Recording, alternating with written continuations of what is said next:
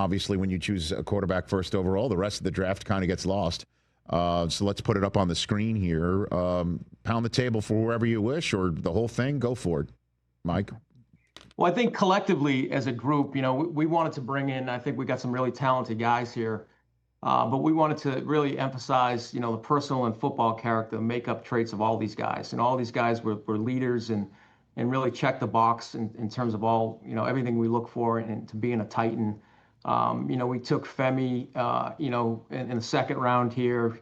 He's a young guy that, he played actually middle linebacker, and then they moved to the edge the fourth game of the year. So he's got a lot of upside as a pass rusher. And then Kevin Winston we took here in the third.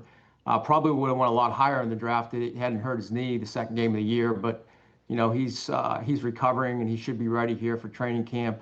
And then we took some skill guys here in the fourth and fifth with Chim and Gunner and Alec. Guys I think that can develop and help this offense and grow with the young quarterback. And then we took a few these guys in the later rounds with Jackson Slater. Is a guy that coming from an FCS school, got to see him at the Senior Bowl. He's going to have great value as a swing interior guy, plays guard and center. And then Marcus Harris was a guy that, had transferred a couple of times, but every year he got better, played his last year at Cal. And then my last guy I had to say for last is Kalel Mullings. Oh, baby. I know him, Mike. And he's a Boston guy, and I know he's a Michigan guy, so you love him too. So we were hoping that he'd be there. So I was happy when I was able to make the phone call to him. Oh, my gosh.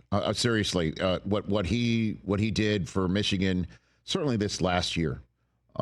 Certainly, honestly, without him, there was no victory over USC, period. Yeah.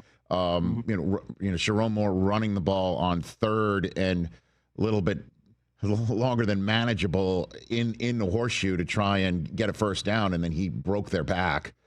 That's the sort of stuff, Mike. I love that pick for you, but I'm biased. Yeah, I love him too. He's a Boston guy. He's a Michigan guy, so he's a former linebacker that turned running back. So he's a big back that runs hard. All right. So what do you tell your fan base about the expectation level before I let you go on your day here, Mike? What do you tell them? Yeah, I think that, we still have a lot of work to do here on this roster, and it's never going to stop. Our job here is to create competition and create depth on the roster, and that, we want to win as soon as possible here. But we also realize that, we're going to have to build this thing up again. If we had the number one pick here, we don't want to be there again.